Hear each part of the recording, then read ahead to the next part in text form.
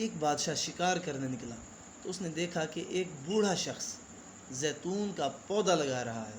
تو بادشاہ اس سے مخاطب ہوا اور کہا کہ اے اللہ کے بندے، تم تو انتہائی بوڑھے ہو چکے ہو، جبکہ زیتون کا پودا 30 سال کے بعد پھل دیتا ہے، تمہیں اس سے کیا فائدہ؟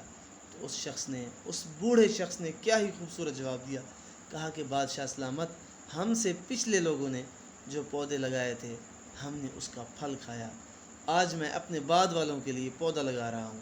تو بادشاہ اس کی اس بات سے بہت خوش ہوا اور کہا زہے۔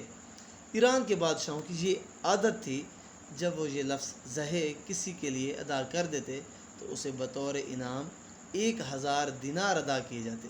تو بادشاہ کے اس لفظ پہ اسے 1000 دینار ادا کر دیے گئے۔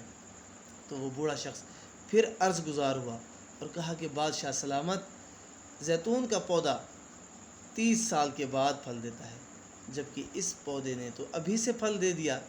تو بادشاہ اس کی اس بات پہ بہت خوش ہوا اور کہا زہے۔ تو اس بوڑھے شخص کو 1000 دینار اور ادا کر دیے گئے۔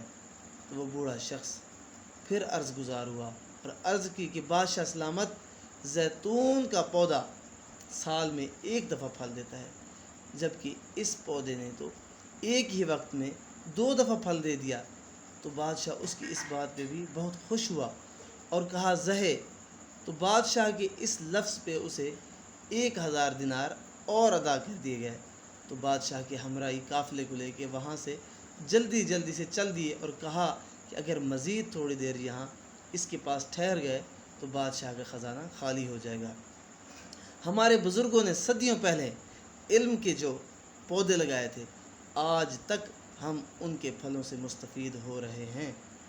اسلاف کے ان لگائے ہوئے پودوں یعنی ان کی کتابوں کی حفاظت اور انہیں عام کرنے کے ساتھ ساتھ علم کے ایسے نئے پودے لگائے جائیں جن سے ہماری آنے والی نسلیں مستفید ہوتی رہیں۔